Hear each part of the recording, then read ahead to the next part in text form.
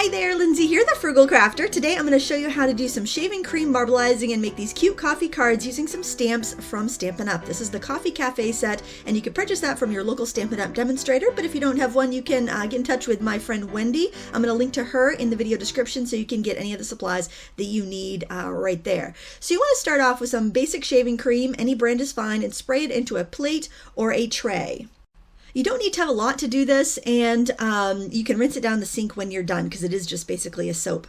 Then you're going to put a few drops of reinker or food coloring. Any sort of liquid color is going to work fine, liquid water-based color, and you just want to give it a few drops here and there. This is going to give you a much bolder image than the water marbleizing technique I showed you the other day, so keep that in mind. This is going to give us some really bright colors. I wanted to kind of copy the look of a Starbucks unicorn frappe, so I decided to go with some purple, pink, and blue. Then you just want to swirl it around with a barbecue skewer or a noodle tool or whatever you have. You got to be a little bolder with this than with the water marbleizing technique, but you can start to see the marble there once you kind of squiggle through it a few times. Then I recommend that you cut some cardstock so you have a stack of it ready to go, and this is just some quarter sheet, and then you're going to squish that right into the shaving cream. And then I recommend that you have an old gift card or something handy, or a scrap of cardboard, something where you can scrape off the extra shaving cream, and there you go, you get this beautiful marbled look. Now I'm going to do this a few more times with the ink that I have there because I have plenty of color, and then I'm going to do some with orange and some with brown, just so that I have a few different backgrounds to go from. You'll notice as you use the same puddle of shaving cream, you can get more pastel looks, and basically I like to make a bunch of backgrounds and then see what works with my card when I'm done.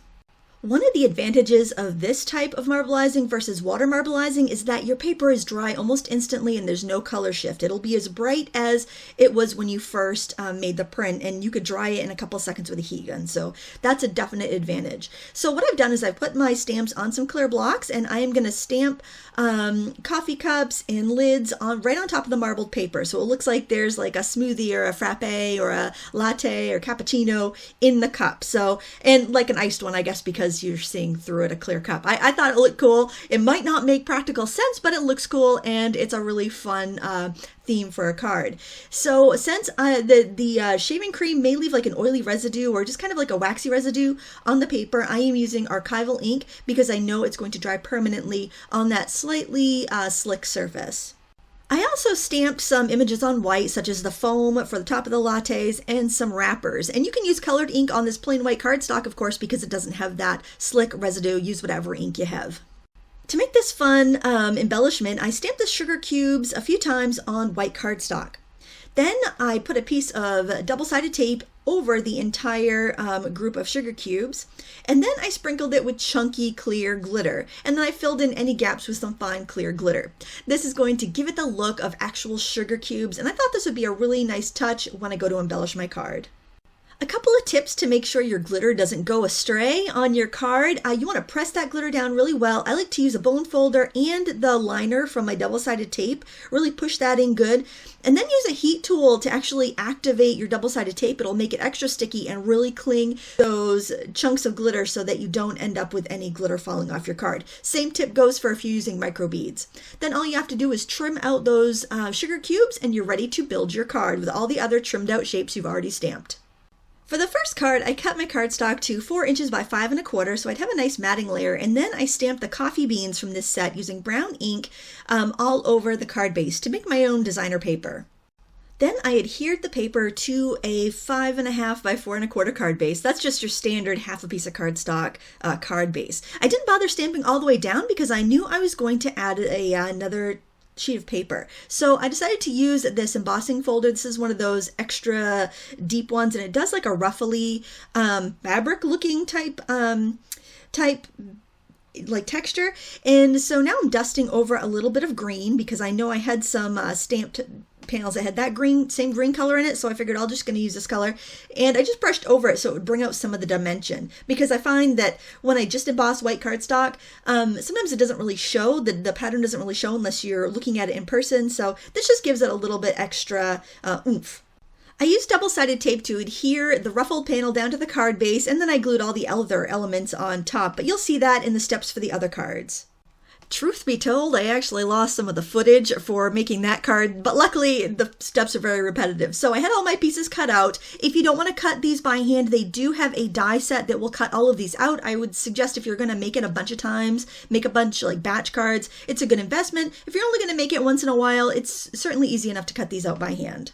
I had some birthday themed pattern paper from the carousel and cupcake set that was released last year, I think, from Stampin' Up! And I fussy cut out this little bunting and just glued that to the corner over another panel of paper. That's actually the back side of that pretty blue, swirly, cloudy looking paper there.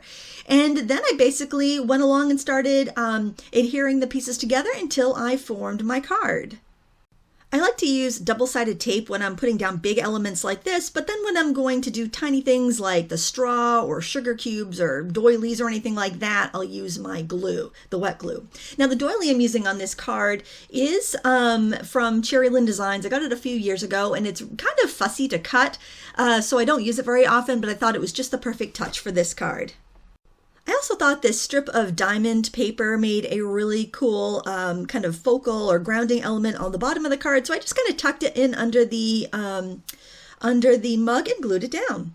I also did a happy birthday version of this card because it's always great to have birthday cards around, and I used stamps from an older Stampin' Up! Stamp set to make this. For our final touch, I used brown ink in that same little coffee bean stamp to stamp some coffee beans up in the corner, and that's how I made that card. This final card uses that purple marbleized paper we made at the beginning of the video. I started off by adding a panel of green pattern paper onto my card base, and then I took a ruffled panel, same way we did with the green ink earlier, except I did it with purple, and added that to the bottom of my card.